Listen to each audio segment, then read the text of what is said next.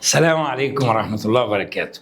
أبنائي وبناتي طلبة ثالثة ثانوي، عملنا لكم كورس مهم جدا جدا جدا ليكم في البدايات دي وبداية السنة، عشان الناس اللي سمعت عن السنة اللي فاتت وسمعت عن امتحان 26، وطبعا كان امتحان طويل ومحتاج طالب متأسس صح. فبالله عليكم احنا عايزين نبتدي بداية مشرفة في منهج الكيمياء، عشان ما اجيش انا ابتدي المنهج والاقي طالب عامل لي عبيط ما يعرفليش اي حاجه ويقول لي محتاج اساسيات. فكورس الاساسيات ده لازم حضرتك تبقى معانا فيه ان شاء الله، بحيث انك تقدر تبتدي صح وتخليك مع سنتريسي صح، وربنا يوفقك يا اولاد. ويلا بينا نبتدي شرح الكورس بالكامل، ربنا يوفقكم. السلام عليكم ورحمه الله وبركاته. طلبة ثالثة ثانوي المحاضرة دي تخصهم، مش محاضرة للسنوات اللي فاتت، محاضرة ليكم انتوا.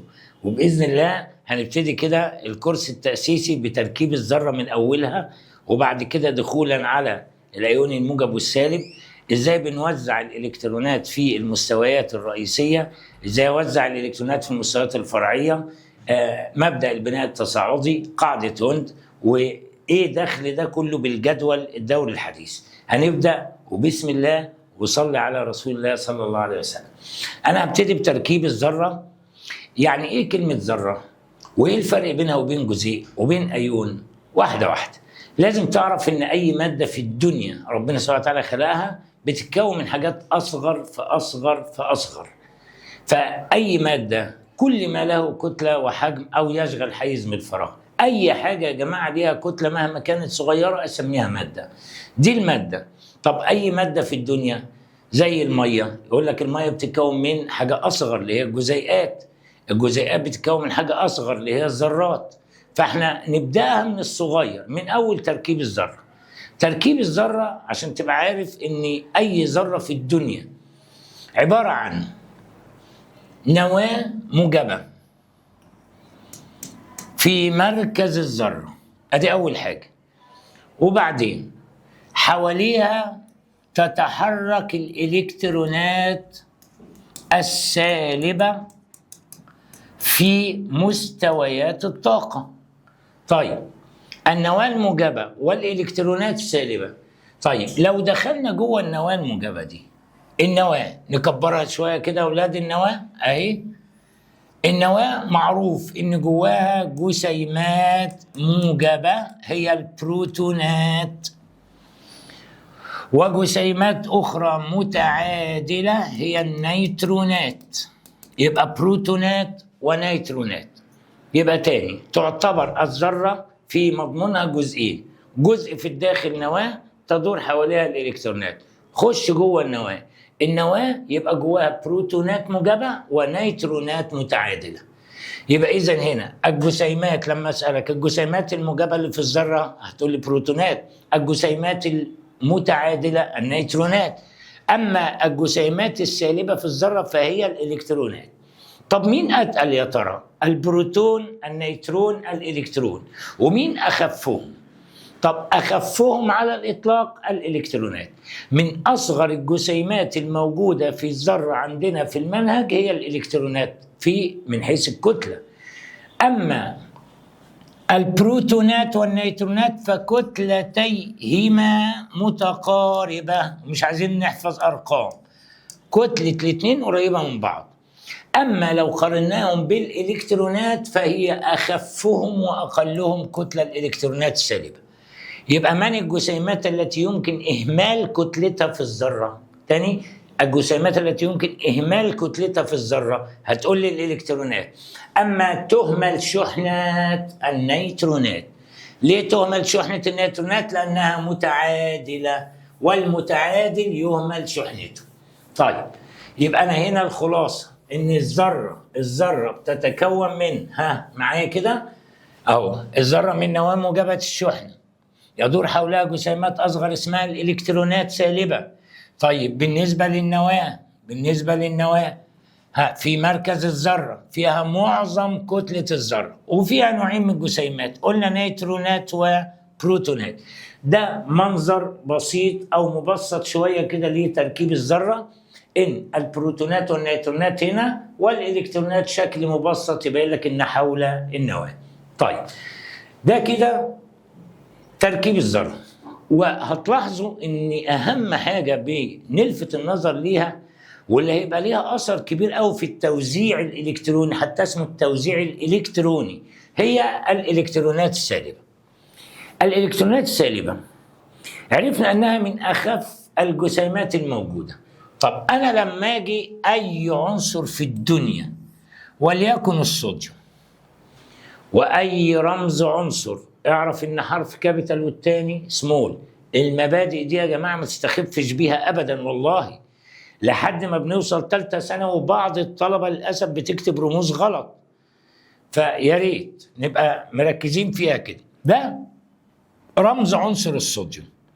طب الله، ده احنا بنقول صوديوم وبنقول ان ايه، الله ايه دخل الحرف بتاعه في اسمه؟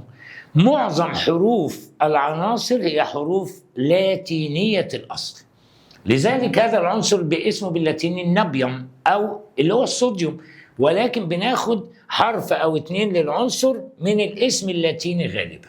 طيب بنكتب تحت رقم، هذا الرقم يميز العنصر، هذا الرقم يميز العنصر، العدد الذري. يبقى اللي بيميز العنصر هل العدد الذري ولا الكتلي؟ اقول لك لا، العدد الذري يميز العنصر.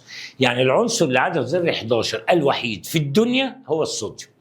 طب ايوه، يعني ايه العدد الذري بقى؟ قال لنا هو عدد البروتونات الموجوده داخل النواه. حلو قوي. ويساوي عدد الالكترونات حول النواه ولكن في الذره المتعادله. ايوه تقصد ايه يعني؟ اقصد يا جماعه اي ذره في الدنيا ربنا سبحانه وتعالى خلقها متعادله، يعني الموجب قد السالب، اي البروتونات الموجبه تساوي الالكترونات السالبه، ماشي كده؟ طيب فلما انا اجي اقول لك الصوديوم فيه 11، ايوه 11 يعني في 11 بروتون موجودين في النواه اهو. طيب انا بقول لك ذره متعادله يبقى حواليها 11 الكترون موجودين في مستويات الطاقه. طب عظيم قوي. امال ليه بتصر على كلمه ذره متعادله؟ ايوه لان في حاجه اسمها ايون موجب، ايون سالب، فقد، اكتسب، لا ده موضوع تاني. المعترف به عالميا ان العدد الذري هو عدد البروتونات داخل النواه، لا يتغير ابدا مهما الذره فقدت الكترونات او اكتسبت الكترونات، العدد الذري ما يتغيرش. اللي بيتغير هو التركيب الالكتروني اللي فوق. ماشي يا ولاد؟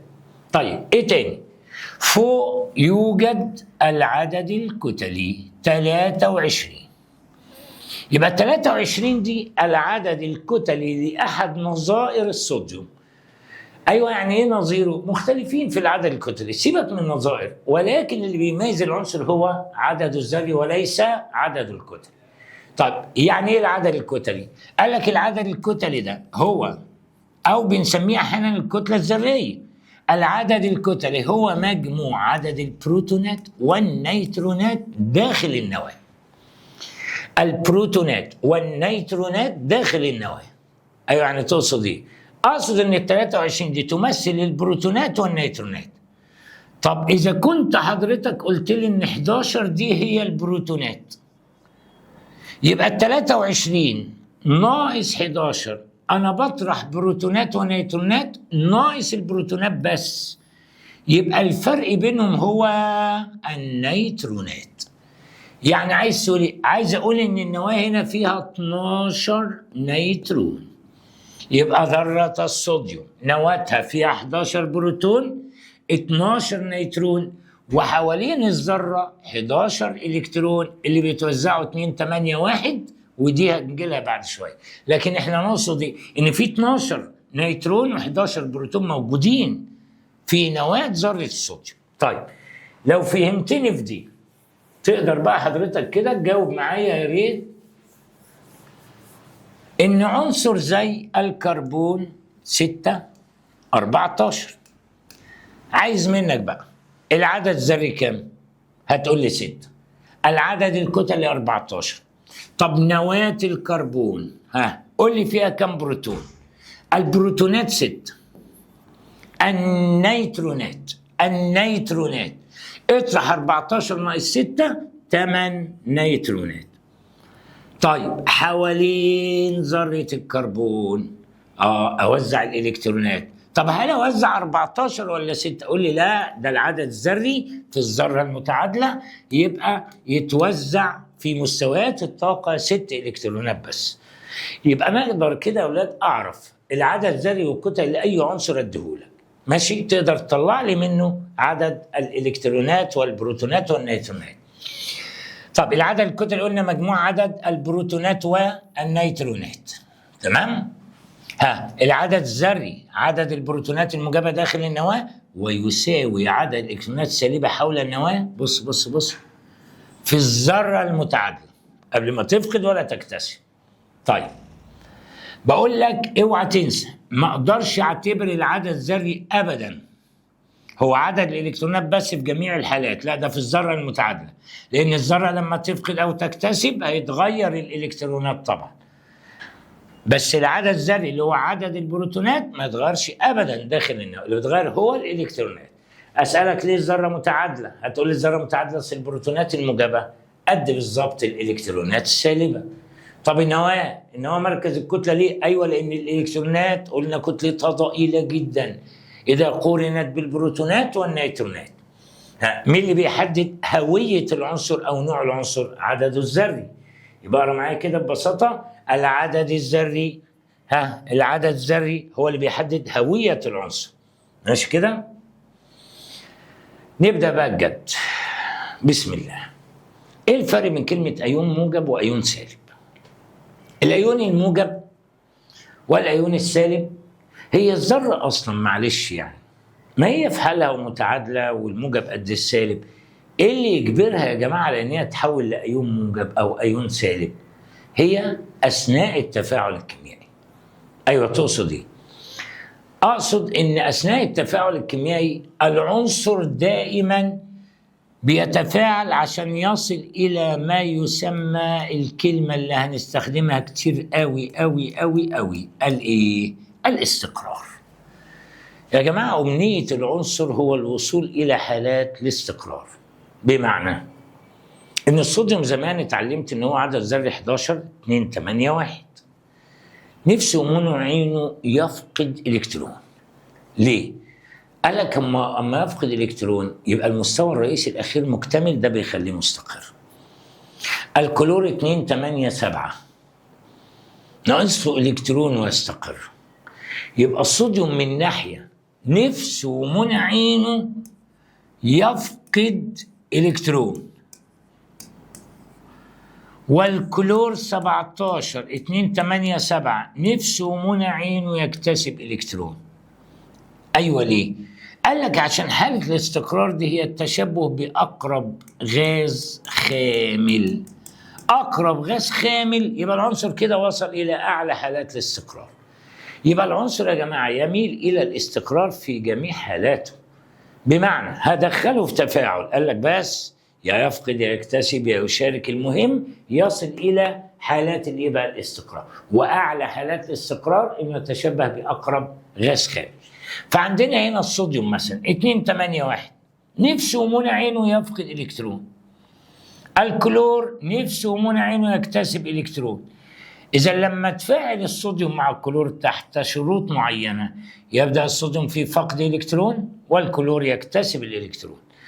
ده نفسه يفقد الالكترون بتاعه وده نفسه يكتسب الالكترون، يكملوا بعض، ده محتاج الكترون وده مش عاوز الكترون، يبتدوا يعملوا هنا تفاعل كيميائي بينهم. طيب ايه الفرق بين كلمه ايون موجب وايون سالب؟ الايون الموجب يا جماعه باللاتيني اسمه كاتايون او بنقول عليه الكاتيون. يبقى الايون الموجب يعني عليه شحنه موجبه اسمه الكاتيون. ايوه يعني ايه؟ يعني انا عندي مثلا الصوديوم 11 النواه فيها 11 بروتون زي ما اتفقنا، والالكترونات 11 الكترون. تمام كده؟ طيب يميل الصوديوم الى فقد الكترون. جميل. يفقد الكترون. طب انا كان عندي 11 موجب 11 بروتون و11 الكترون. تاني، كان عندي 11 بروتون و11 الكترون اهو.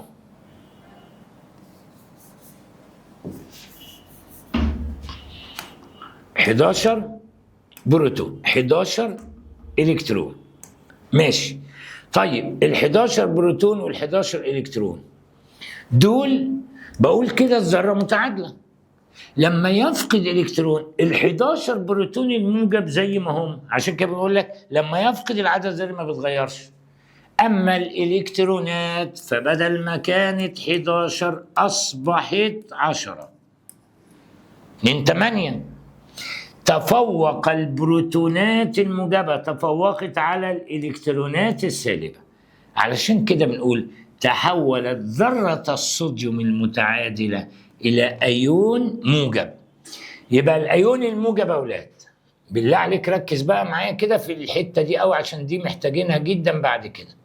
الأيون الموجب أو الكاتيون ذرة عنصر، بنقول لك عدد البروتونات الموجبة اللي جوه النواة هيبقى أكبر من الإلكترونات السالبة. طيب أنا لو فقد إلكترون أحط عليه موجب 1، فقد 2 موجب 2، فقد 3 موجب 3. طب أنت بتقول 1 أو 2 أو 3، أقول لك أيوه، أصل اللي بيفقد ده هي عنصر الفلز اللي آخره 1 أو 2 أو 3، ده يفقد إلكترون أو 2 أو 3. يبقى غالبا الفقد بيحصل في الفلزات. جميل. طيب عدد الشحنات الموجبة على الأيون الموجب هو عدد الإلكترونات المفقودة. أنا فقدت إلكترون يبقى موجب 1، فقدت 2 يبقى موجب 2، فقدنا 3 يبقى موجب 3. يبقى على حسب الفقد أحط الشحنة. فأنا لما أجي أقول لك مثلا عنصر زي الألمنيوم 13 عدد ذري، يعني 2 8 3، لما يدخل في تفاعل يفقد 3 الكترونات. عشان كده بقول الألمنيوم يبقى موجب 3. ماشي، ادي واحد. حاجة تانية، الأيون السالب. الأيون السالب اسمه الأنيون أو الأنايون. ايه الأيون السالب؟ أقول لك هات لي عنصر لا فلز اللي هو آخره 5 6 7. تاني يا أولاد، المستوى الرئيسي الأخير يتشبع ب8، فلو آخره 1 2 3 فلز، 5 6 7 لا فلز، 4 غالبا شبه فلز. أما لو اكتمل ب8 فده الخامس، ودي معلومة صغيرة وقديمة أوي. طيب أنا هجيب أشهر عنصر لا فلزي وهو الكلور 17 اللي هو 2 8 7. ادي النواة موجب 17 حواليها 17 الكترون 2 8 7. طيب قلنا نفسه منعين عنصر اخره 7 محتاج الكترون واحد ويستقر. علشان كده نقول سيكتسب الكلور الكترون. طب جميل، يعني النواة 17 بروتون زي ما هي، الالكترونات ما بقتش 17، الالكترونات اصبحت 18، اي اكتسب الكترون. عشان كده بقول لك تحول الى ايون سالب. يبقى لو فقد ايون موجب، لو اكتسب ايون سالب. تاني، لو فقد ايون موجب، لو اكتسب ايون سالب. طب سؤال، مين اللي يفقد؟ قول لي فلز ولا لا فلز؟ اللي هيفقد يبقى فلز، اللي هيكتسب يبقى لا فلز. طيب يبقى الايون الموجب ذره فقدت الكترونات، الايون السالب ذره اكتسبت الكترونات. هل لما يفقد او يكتسب هل يتغير العدد الذري؟ اوعى تتردد بالله عليك، قول لي لا ما يتغيرش، العدد الذري ثابت في اي حاجه في الذره او الايون. ماشي. طيب انا لو عندي صوديوم وبقى ايون موجب اقول ايه؟ قال لك قول ايون الصوديوم. عندي بوتاسيوم، ايون البوتاسيوم. اكسجين، ايون الاكسجين. هيدروجين، ايون الهيدروجين. ايوه عايز تقول ايه يعني؟ عايز اقول يا جماعه الايون الموجب بياخد نفس اسم الذره. اسم الأيون الموجب للعنصر هو نفس اسم العنصر. على سبيل المثال بصوا كده يا ولاد، أنا عندي عنصر زي الصوديوم، أيونه يبقى أيون صوديوم، كالسيوم يبقى أيون كالسيوم، هيدروجين أيون هيدروجين، يبقى الأيون الموجب ياخد نفس اسم العنصر. أما الأيون السالب فبنحط له مقطع مشهور قوي قوي قوي هو إيد. المقطع المشهور هنا هو يهدال، إيد. يبقى اليهدال بتضاف بس للأيون السالب. يبقى أنا عندي اسم الأيون السالب بنضيف في نهايته مقطع يهدال. يعني الهيدروجين يبقى اسمه هيدريد، أكسجين أكسيد، كلور كلوريد، فوسفور فوسفيد، كبريت كبريتيد، كربون كربيد. تاني، هم حوالي 9 عناصر بنحط لهم اليهدال: هيدروجين أكسجين نيتروجين، فلور كلور بروم يود، وكبريت وفوسفور. تاني يا أولاد، بنقول الأيونات السالبة يضاف لها المقطع يهدال. على كده نشوف الأيونات السالبة دي اللي بتضاف لها يهدال. بسم الله. عندي أولهم هيدروجين بقول عليه هيدريد، أكسجين على نفس الوزن أكسيد، نيتروجين نيتريد. خدوا بالكم الحاجات دي هنحتاجها جدا في الرموز والصيغ. خش على الهالوجينات: فلور فلوريد، كلور كلوريد، بروم بروميد، يود يوديد، كبريت كبريتيد، فوسفور فوسفيد. بنقابل مرة واحدة كربون كربيد. دول كل العناصر اللي عندنا، يعني 10 عناصر، وإن كان الكربون بنستخدمه قليل قوي. قول معايا بقى لو سمحت. الهيدروجين بنقول عليه هيدريد، أكسجين أكسي، نيتروجين نيتري، فلور فلوريد، كلور كلوريد، بروم بروميد، يود يوديد، وكبريت كبريتيد، وفوسفور لا قصها فوسفيد، وكربون بنقول كربيد. دي كده لمحة عن الذرة وتركيبها والأيون الموجب والأيون السالب عشان تتعلم الفرق بينهم، ومهم جدا يا أولاد. ماشي، تعلمنا كده الذرة والأيون الموجب والأيون السالب. تعالوا مع بعض كده نشوف التوزيع الإلكتروني. اسمه توزيع إلكتروني. أنت بتوزع الإلكترونات. اوعى تتلخبط تقول لي اوزع بروتونات نيوترونات. يا عم انت بتوزع الالكترونات اللي بره. وعندنا التوزيع يا في الذره يا في الايون الموجب او السالب. خلينا في الذرات الاول.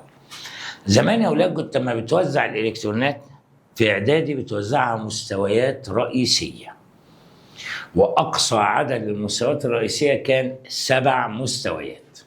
تاني، المستويات الرئيسيه 7 مستويات، وكنت بترمز لهم برموز من كي لحد كيو، يعني كي ال ام ان او بي كيو. ال7 مستويات دول بترتيبهم. معنى انك بتقول كي ال ام من 1 ل7، انت الرقم بيزيد، مش معناه الرقم بيزيد بس، معناها طاقة المستوى بتزيد. يعني طاقة المستوى تزداد كلما ابتعد عن النواة. تاني، تزداد طاقة المستوى لما بنبعد عن النواة. علشان كده بيقول لك ان المستويات بنديها ارقام بتزيد عشان طاقتها بتزيد. تمام؟ 7 مستويات طاقة معروفة حتى الآن. كنت زمان بتقول عشان اعرف عدد الالكترونات اللي بيتشبع بها كل مستوى رئيسي بطبق علاقة 2n سكوير او 2n تربيع. ان ده هو رقم المستوى الرئيسي.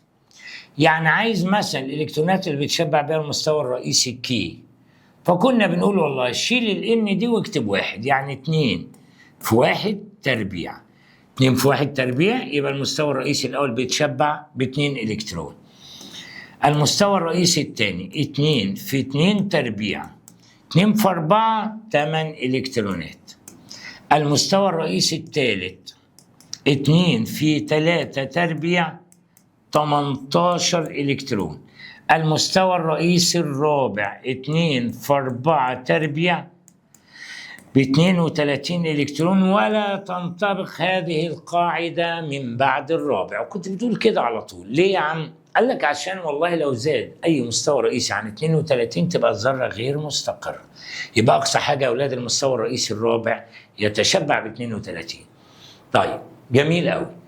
اللي بعد كده عمر ما يزيد عن 32. علشان كده التوزيع للمستويات الرئيسية انت في ثالثه ثانوي ما بتبقاش مطالب بيه قوي، ولكن برضه لازم تعرفه. حاليا انا لو طلبت منك اوزع ال20 عنصر الاولانيين توزيع مستويات رئيسيه، تعالى سوا كده وانت فاكرهم من اعدادي. انا لو عندي عنصر عدد ذري 8 اللي هو الاكسجين، اما احب اوزعه هتقول لي والله كنا بنعمل كده يا اولاد، ادي كي ادي ال، الكي تشبع ب2، 2 من 8 يبقى 6، يبقى 2 6، اي المستوى الرئيسي الاخير فيه 6 الكترونات. طيب عنصر زي مثلا الكبريت 16، كنت بتقول ادي كي ال ام قد المستوى الرئيسي الاول 2 شبعه، الثاني بيتشبع ب8، ما ينفعش اقول 9 10، لا يا حبيبي حط ال8 وكمل. طب لسه باقي؟ لسه باقي. اطرح ادي 10 من 16 يبقى 6 الكترونات. اذا توزيع الكبريت 2 8 6. وكان حتى في سؤال مشهور جدا في اعدادي، ايه هو؟ ان لما جينا نوزع عنصر زي مثلا الكالسيوم 20، وده كان اخرك في اعدادي، لان الكالسيوم 20 انت ال21 ما تعرفش توزعها، ما تقدرش توزعها. تعال الكالسيوم 20، يلا ادي كي ال ام ان 2 8 10 من 20 يبقى 10. ليه ما احطش في المستوى الرئيسي الثالث ال10 الكترونات وخلاص؟ كنا بنقول لك زمان ما ينفعش تحط 10 الكترونات في المستوى الاخير، لان لازم المستوى الرئيسي الاخير يبقى اخره لا يزيد عن 8 الكترونات، لان قلنا والله اخره 1 2 3 ده فلز، 4 تقريبا شبه فلز، 5 6 7 غالبا لا فلز، 8 خامل. فلما تيجي تقول لي المستوى الرئيسي الاخير 10 اقول لك كذاب. امال ايه؟ هتقول لي 8 وكمل. ايوه يعني 8 2. طب ليه ما اقولش مثلا 9 1؟ ايه المانع يا اولاد؟ ساعتها وانت في اعدادي لو سالتنا السؤال ده هنتنع. مش هنتنع عشان مش عارفين، لا والله، ده احنا هنتنع عشان مش هنعرف نوصلها لك. هنوصلها لك ازاي؟ نقول لك 8 وكمل، ايوه خير. طب ما 9 وكمل. لو هنا 13 حط مثلا 10 وكمل مثلا. الله، اشمعنى 8؟ اقول لك لا، دي اجابتها كانت في تانية ثانوي اللي احنا محتاجين نأسسها لك في تالتة تاني بقى. ليه بقى يا اولاد؟ هقول لك حاجه. اللي بيبين لي 8 2 او 9 2 او 9 3 او 8 4 او كده، لا ما يبينها ليش المستويات الرئيسيه خالص، المستويات الفرعيه. لذلك لما اجي اقول لك وزع لي 21، تعرف انك لو قلت 2 8 8 3 اقول لك غلط، ده 2 8 9 2. ايه ده بقى؟ ان شاء الله عرفتوا ازاي؟ ده بقى المستويات الفرعيه. يبقى انت ما تقدرش توزع بعد ال20 الا لما تتعلم المستويات الفرعيه. عشان كده في تانية ثانوي علمناكم المستويات الفرعيه اللي هي ايه؟ اللي هي بنقول تقدر توزع اي عنصر، بس المستويات الفرعيه الاول. ليه؟ عشان هو ده الافضل وهو ده الاشمل. يعني ايه مستويات فرعيه يا اولاد؟ صلى على النبي صلى الله عليه وسلم. مستويات الفرعيه اي ذره في الدنيا، اي ذره في الدنيا تتكون من الإلكترونات تقع في مستويات رئيسية، ودي تحتوي عبارة عن مستويات فرعية. مستويات فرعية فيها أوربيتالات، الأوربيتالات بها الإلكترونات. الله. تاني، كل مستوى رئيسي عبارة عن عدة مستويات فرعية، المستويات الفرعية عبارة عن عدة أوربيتالات، الأوربيتالات بها الإلكترونات. بالظبط كنا بنشبهها في تانية ثانوي بإيه؟ بين المستوى الرئيسي عامل زي الشارع، شارع كبير. طيب هذا الشارع مجموعة من العمارات، العمارات مجموعة من الشقق، الشقق بها الأشخاص أو البشر. يلا تاني، يبقى هشبه الإلكترون بإنه شخص بدور عليه. قلت لي الأول الشخص ده ساكن في شارع كبير جدا. صح، مش غلط والله، بس أنت لسه ما وصلتلوش. هكذا الإلكترون، قلت لي في مستوى رئيسي، مستوى رئيسي منطقة كبيرة ما نعرفهاش لسه جواها. الشخص اللي في الشارع موجود في عمارة معينة. عظيم. طيب بس لما توصل للعمارة الكبيرة مش هتعرف برضو تجيب الشخص لسه، مش هتخبط على كل باب شقة وتشوف مين. يبقى إذن العمارات دي هي أكنها المستويات الفرعية. لسه ما وصلنالوش برضو. خش جوه، أي عمارة عبارة عن عدد من الشقق، وعدد الشقق دي إذن الشقق دي موجود فيها الأشخاص. ماشي جميل. المستويات الفرعية عدد من الأوربيتالات، جوه الأوربيتالات دي الإلكترون.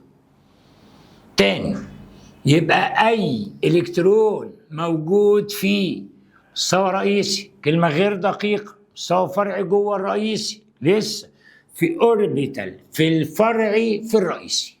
تاني، الإلكترون يتواجد في الأوربيتال في الفرعي في الرئيسي، زي ما الشخص كده موجود في شقة في عمارة في شارع. دايما خلي التشبيه ده معاك. طيب يبقى تاني، من تحت لفوق الإلكترون موجود فيه، قول معايا عشان تعود على اللفظ تاني، في أوربيتال. الإلكترون موجود في أوربيتال، موجود في مستوى فرعي، موجود في مستوى رئيسي. يبقى الإلكترونات اللي هنتكلم عنها بدقة، يبقى أنا أكلمك بقى عن المستويات الفرعية، هي المستويات الحقيقية. يا جماعة الشارع ماشي موجود، طب شيل العمارات، مفيش شارع أصلا، تبقى صحراء. لذلك اللي بيعبر عن الشارع هي وجود العمارات فيه، اللي بيعبر عن المستويات الرئيسية هي المستويات الفرعية. يبقى المستويات الفرعية هي المستويات الحقيقية في الذرة. عظيم أوي. يبقى هنتعلم التوزيع الإلكتروني تبعا للمستويات الفرعية. طيب بما إن قلنا كل مستوى رئيسي عبارة عن عدد من المستويات الفرعية، جميل، كل مستوى رئيسي عبارة عن عدد من المستويات الفرعية، حلو قوي. طيب المستويات الفرعية كام مستوى فرعي جوه كل مستوى رئيسي؟ واحدة واحدة. المستوى الرئيسي الأول، ركز بقى معايا كده عشان دخلنا في ثالثة ثانوي أهو. الكلام ده اللي محتاجينه من تانية عشان ثالثة وتقدر تتكلم براحتك فيه. المستوى الرئيسي الأول كي، مستوى فرعي واحد. الرئيسي الثاني مستويين، الثالث 3، الرابع 4، ولا يزيد عن 4 مستويات فرعية. يبقى كل مستوى رئيسي عبارة عن عدد من المستويات الفرعية. المستويات الفرعية لا يزيد عددها عن 4.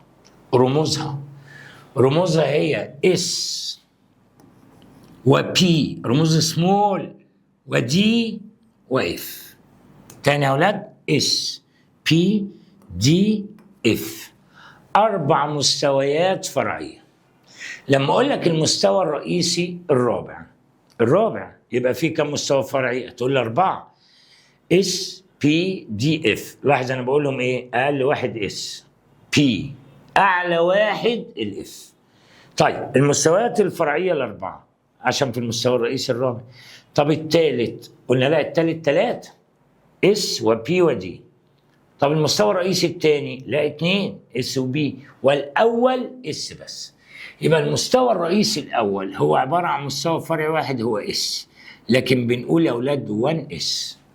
ليه 1 اس؟ عشان ابين رقم المستوى الرئيسي. طب المستوى الرئيسي الثاني يبقى مستويين 2 اس و 2 بي. طب الثالث 3 3 اس 3 بي 3 دي. الرابع 4 4 اس 4 بي 4 دي 4 اف. الخامس 4 5 اس 5 بي 5 دي 5 اف. والمكتشف حتى الآن، المكتشف حتى الآن، المكتشف حتى الآن السادس السابع بيبتدوا ينزلوا تاني. يعني السادس هيبقى 3 مستويات فرعية، السابع مستويين فرعيين معروفين في الجدول الدوري لحد دلوقتي. طب جميل قوي. يبقى أنا دلوقتي بقول يا أولاد المستوى الرئيسي الأول هو 1 اس، الثاني مستويين 2 اس و 2 بي. عشان كده كنا زمان بنقول لك ايه؟ اوعى تفتكر الالكترون بينتقل من الثالث للرابع، لا لا لا، ده بيطلع اولاد من 3 اس ل 3 بي ل 3 دي وهكذا. يبقى كم مستوى فرعي بقى قلنا؟ 4 مستويات فرعيه. طب ترجم اللي هقوله ده، يعني ايه 3 اس؟ لا عايزك تقولها. يعني المستوى الفرعي اس للمستوى الرئيسي الثالث. يعني ايه 4 دي؟ مستوى الفرعي دي للمستوى الرئيسي الرابع. يبقى اعرف انت بتكتب ايه والارقام دي بتدل على ايه. طيب يبقى بقول المستوى الفرعي الاول وبعدين بقول المستوى الرئيسي. طب جميل قوي. انا عشان اوزع وعرفنا ان كل مستوى فرعي خلاص موجود في مستوى رئيسي. طب لسه كل مستوى فرعي من دول اتفقنا ان جواه اوربيتالات، والاوربيتالات اللي في المستوى الفرعي هو عدد فردي. كل فرعي به فردي من الاوربيتالات. تاني يا اولاد، كل فرعي به عدد فردي من الاوربيتالات. يعني الاس اوربيتال، البي 3، الدي 5، الاف 7. تاني الاس اوربيتال 1، البي 3، الدي 5، الاف 7. طب هو انا بمثل الاوربيتالات دي ازاي؟ بنمثل الاوربيتالات بمربعات. المربع او الحيز او الاوربيتال ده بيدل على المكان اللي يزداد جدا وجود الالكترون فيه. يعني بمثل اوربيتال بمربع كده والالكترون بسهم جواه، او لو الكترونين بسهمين.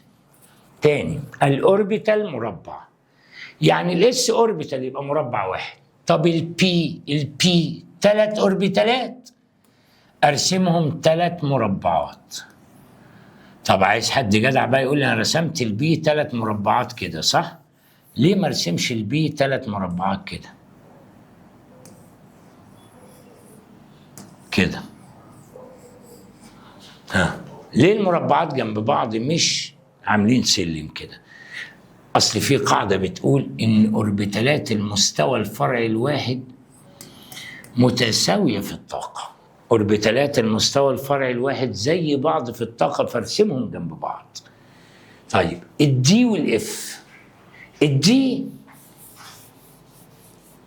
5 اوربيتالات اهم متساويين في الطاقه.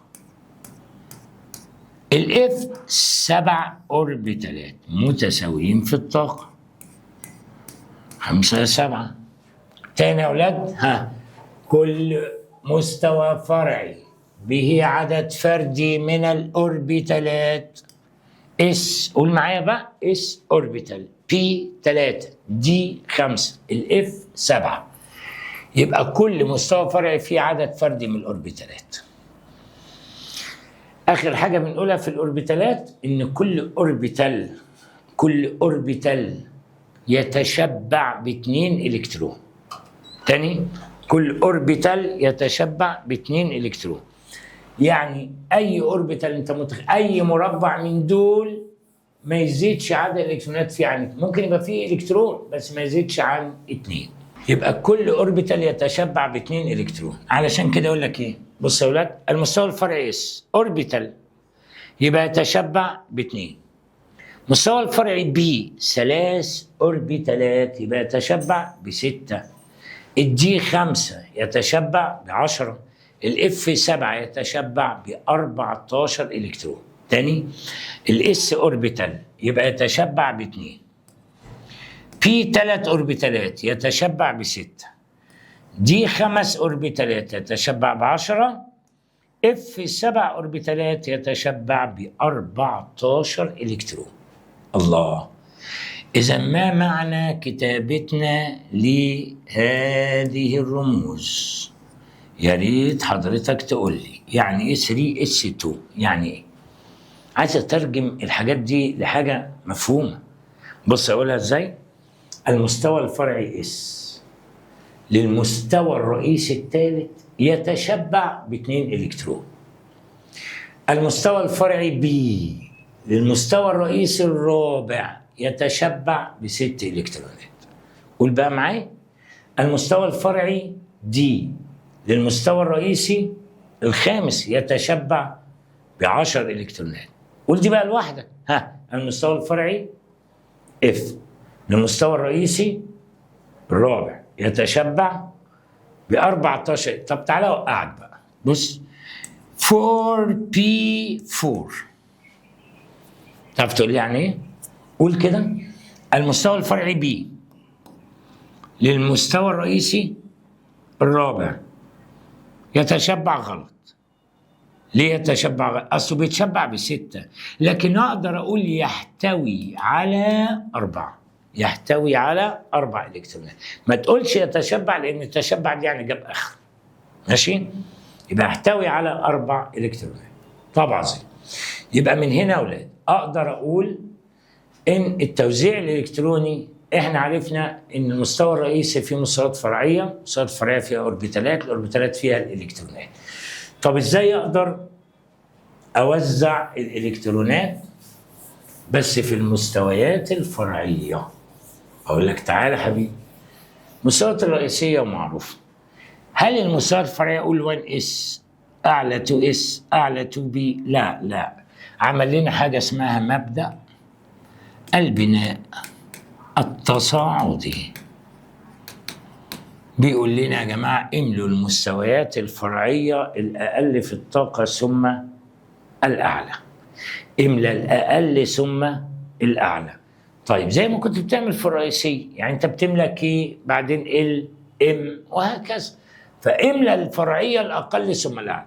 في كذا شكل للمستويات الفرعيه، كذا شكل مبدأ البناء التصاعدي. في 3 طرق. طريقة الخطوط المائلة دي، ودي مش هتفيدنا قوي بحاجة بس بحطها لأن معظم الكتب قالتها. في بقى طريقة اسمها طريقة الجدول الدوري، والطريقة اللي هي برضو وسهلة بتبقى على بعض الطلبة اس بس لا، أنا عايز طريقة الجدول الدوري. طريقة الجدول الدوري اللي عملوا منها الجدول الدوري الحديث يا جدعان. الطريقة اللي عملنا منها الجدول والطريقة اللي عملنا منها الجدول دي طريقة مهمة جدا، لأن هنوريك ازاي عملوا منها الجدول الدوري كله. عملوا الجدول ازاي كله من الطريقة دي. هنشوف. بص كده اتعلمها معايا. مبدأ البناء التصاعدي عشان نملى الأقل ثم الأعلى. تعلمها معايا. أول حاجة بنكتبها الإسات. أدي 1S 2S 3S 4S 5S 6S 7S. طيب تعالى لي من عند الأعداد الزوجية 2 و4 و6. من عند 2 روح بعيد بعيد بعيد بعيد بعيد. معلش بعيد اهو. بي 4S في النص دي 6S جنب اف بالظبط. تاني يبقى من عند 2S بعيد بي 4S في النص دي 6S جنبها اف. وكمل يا حبيبي. قول لي 2 3 4. طيب معلش، هو انا ليه قلت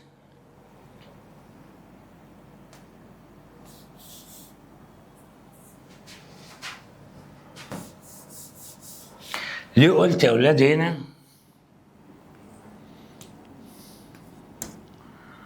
2 3 4؟ اصل اول بي قابلتنا هي 2 بي، مفيش حاجه اسمها 1 بي.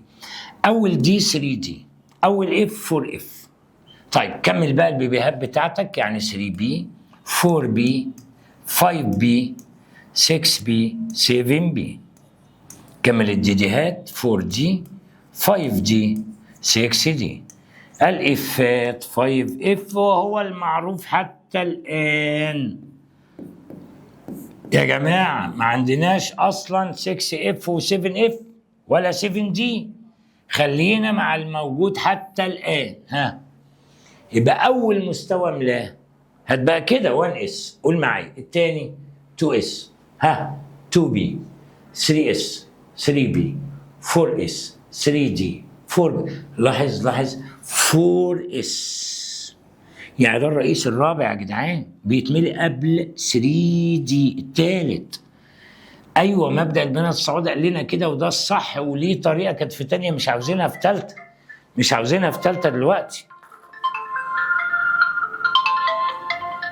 يبقى الطريقه دي كانت في ثانيه واحنا مش محتاجينها قوي دلوقتي، لكن احنا عايزين نمشي تبع مبدا البناء التصاعدي. قول معايا كده من هنا، وهي مكتوبه هنا اهي. تعالوا بقى يا اولاد نحل بعض التوزيع الالكتروني للعناصر دي كده.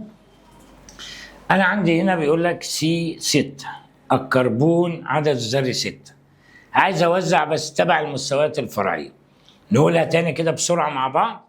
بكتب مين الاول؟ بكتب الاسات كلها الاول، 1 اس 2 اس 3 اس 4 اس 5 اس 6 اس 7 اس. بعد كده بروح من عندي 2 اس بعيد بكتب 2 بي، 4 اس هنا بكتب 3 دي، و6 اس بكتب جنبها 4 اف، وبكمل بقول 3 بي 4 بي 4 بي 5 بي 6 بي 7 بي. باجي عند دي بقول له 4 دي 5 دي 6 دي، والاف 5 اف، وبمشي مع السهم تبع مبدأ البناء التصاعدي، وكل ما اخلص صف ابتدي الصف اللي بعده. يلا يا ولاد، ابتدي اوزع الست الكترونات. اول واحد هقول له 1 اس، شبعه بالاثنين بتوعه. كمل 2 اس، شبع باثنين اهو. بعده 2 بي. طب انا وزعت كده 4 الكترونات من 6، يعني باقي 2. يبقى توزيع الكربون 1 اس 2 2 اس 2 2 بي 2. طيب تعالى الفلور 9، هقول له 1 اس 2 اس 2 بي. كفايه، وهتتعود بتقف لامتى وتبع العدد الذري. الاس شبعه باثنين 2 كده 4، من 9 يبقى 5، والبي بتشبع ب6 فخلاص 5. نيون 10 هقول له 1 اس 2 اس 2 بي 2 2 6، ده مشبع لانه غاز خامل. صوديوم 11 1 اس 2 اس 2 بي 3 اس. يلا 2 2 6 يبقى 1. اكبر شويه 13 يبقى 1 اس 2 اس 2 بي 3 اس 3 بي 2 2 6 2 يبقى 1.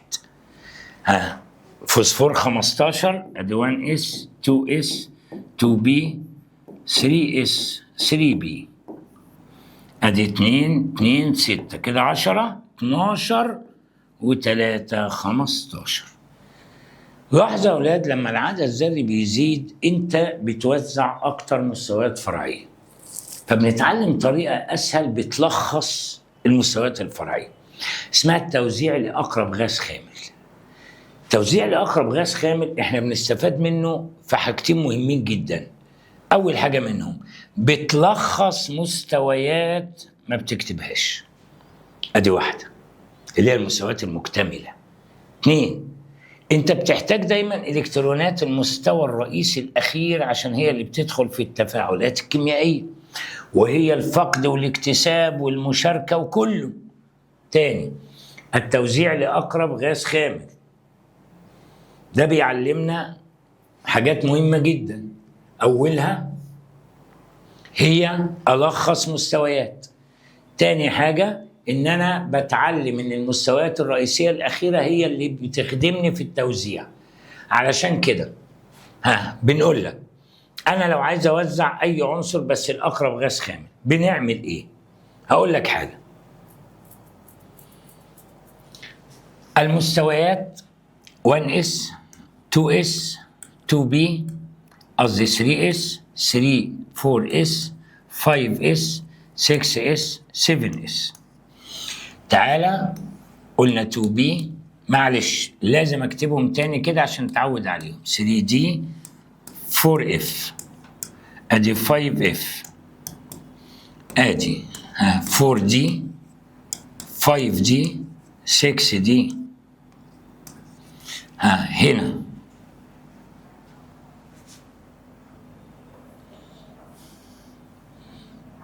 2B 3B 4B 5B 6B 7B.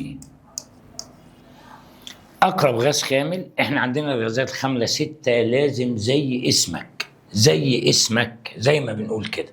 بمعنى أنا عندي دلوقتي هما 6 غازات خاملة: هيليوم، نيون، أرجون، كريبتون، زينون، رادون. يجتمع في كلمتين هناك زر. هيليوم، نون نيون، ألف أرجون، كاف كريبتون، زين زينون، رادون. الهيليوم HE، نيون NE، أرجون ER، كريبتون KR، زينون XE، رادون RN. الهيليوم عدد الذري 2، نيون 10، 18، 36، 54، 86. أنا دلوقتي بص أحط الغازات الستة إزاي؟ أدي هيليوم، نيون، أرجون، كريبتون، زينون، رادون. يبقى نعلمها يا أولاد كل غاز خامل بعده اس. ده الغاز الأول يبقى بعده 2S، الثاني 3S، الثالث 4S، وكل غاز واخد صف. الهيليوم 2، 10، 18، 36، 54، 86. هنلاحظ اللفظ اللي هقوله كل غاز خامل بيلخص اللي قبله. يعني ايه؟ يعني الهيليوم ده لو حبيت توزعه هتقول 1S2، فبدل ما اكتب 1S كتبت هيليوم. طيب الهيليوم بعده 2S تشبع ب2 والبي ب6. لو عديت 6 و2 و2 هتلاقيهم 10 اللي هو نيون. يبقى النيون ده لخص كل اللي قبله. بعد نيون ابتدي ب 3S و 3B. لو جمعت 2 و6 و10 هتلاقيهم، يبقى الارجون ده لخص كل اللي قبله. ايوه تقصد ايه؟ اقصد يا جماعه ان كل غاز خامل بيلخص اللي قبله. مش كده بس، كمان انا لما اطلب توزيع عنصر مثلا ازاي اختار الغاز الخامل المناسب؟ قال لنا بسيطه. انا عندي غاز زي الارجون 18 وقبليه نيون 10، يبقى من اول عنصر عدد ذري 11 لحد 18 ده النيون. افهم اقصد ايه؟ اقصد ان عندي عنصر زي الفوسفور 15. اقرب غاز خامل هات الغاز الخامل اللي قبله على طول اللي هو النيون، فبكتب النيون بين قوسين كده عشان اثبت ان دول اتوزعوا. خلاص كده انت وزعت 10 الكترونات. مين بعد النيون؟ 3S و 3B. طب الاس 2 و10. لاحظ انا ممكن اكتب ال10 دي ممكن ما اكتبهاش، ما هو معروف انه 10. 12 يبقى كام؟ يبقى 3.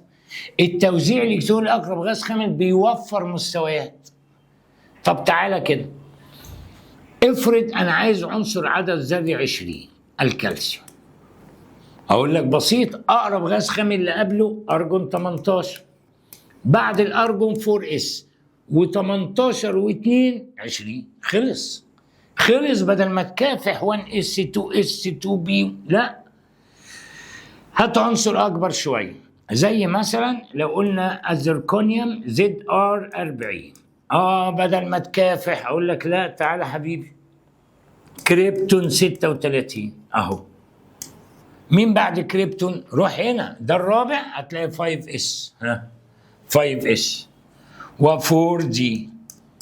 الاس بيتشبع ب2 كده 38، يبقى 2 ادي 40 يعني ما خدش ثواني مننا.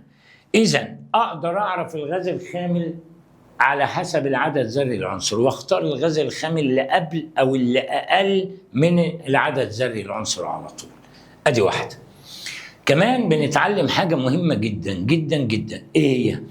اتفقنا يا اولاد، اي مربع من دول اللي هو الاوربيتال هعمل فيه الكترون بسميه الكترون مفرد، هعمل 2 يبقى الالكترونين في حاله مضاده، الحركه المغزليه لاحدهما عكس الاخر، ودي كنا بنقول عشان نقلل من قوه التنافر. المهم يبقى انا عندي الاس راجع معايا بقى، الاس اوربيتال تشبع ب2 الكترون، البي 3 اوربيتالات تشبع ب6، الجي 5 يتشبع ب10، والاف 7 يتشبع ب14.